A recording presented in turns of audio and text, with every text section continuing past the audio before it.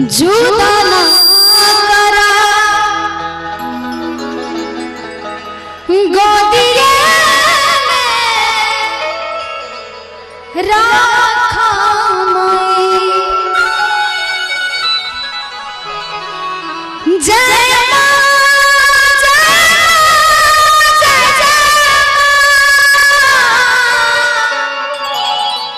जय गोहराई हो जाई कहाँ जाई हो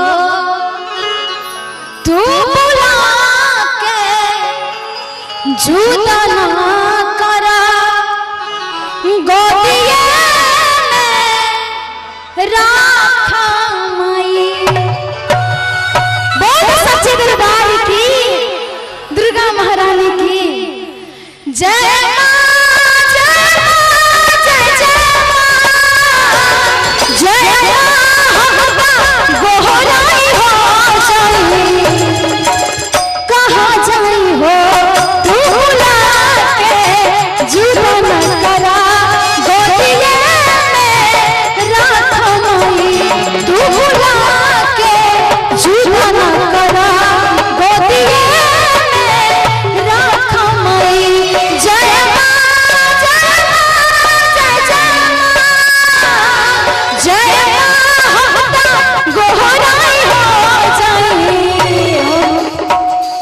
ऐसे थोड़ी जागरण होता है, बीच बीच में ताली बजा कर आशीर्वाद देते रहिएगा तब ना होगा।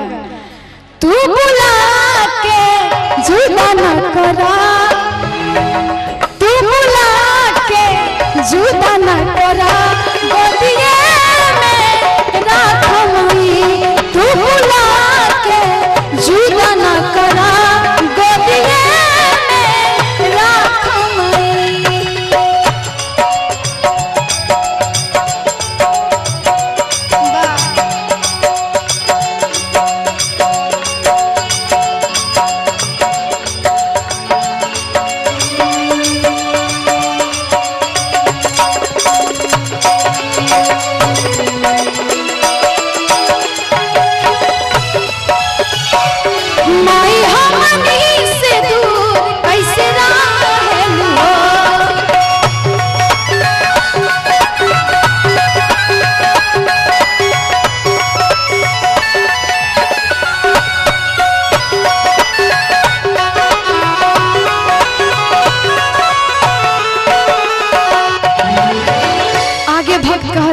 कि हम सुनले बानी कि रउआ दर पे जे भी आवेला वो कबो खाली ना जाला।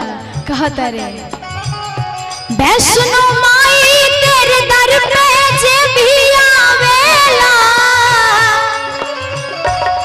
जवन मांगेला वो से ज्यादा पावेला। वैष्णो माई तेरे दर पे जे भी आवेला जवन मांगेला वो से ज्यादा पावेला।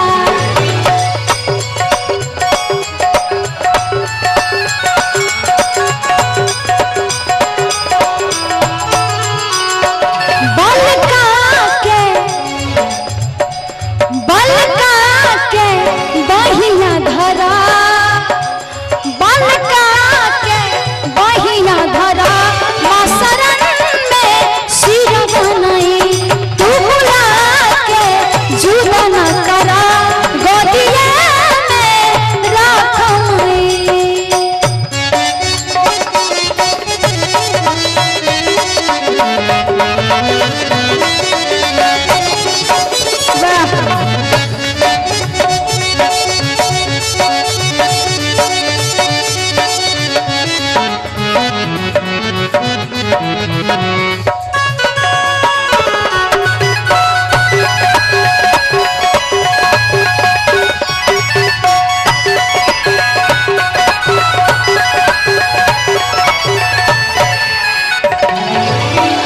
आगे भक्त कहता रे कि हम इतना ऊपर आ गई बाकी और दर्शन ना भई। एक पल खातिर हमके दर्शन दिखा दिया अपन कि बड़ी खाड़ी या पहाड़ी चढ़ी आईनी हो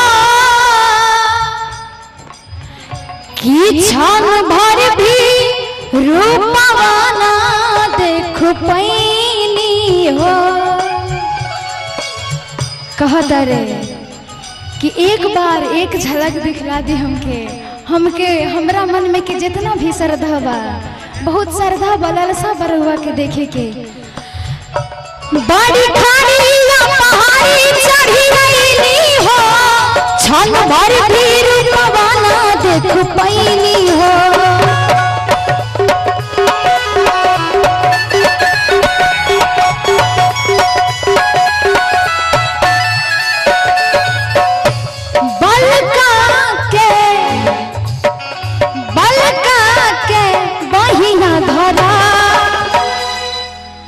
बालका के बहिया धरा माँ शरण में सिरवाई,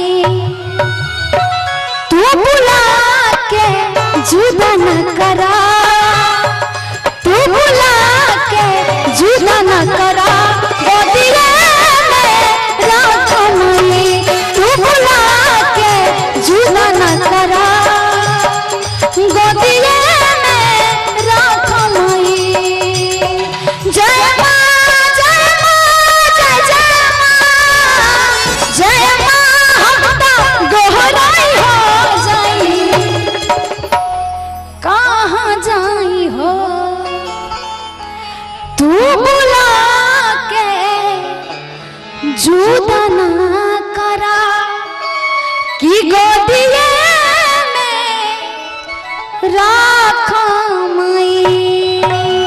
बोल सच्चे दरबार की, दुर्गा महारानी की। वाह।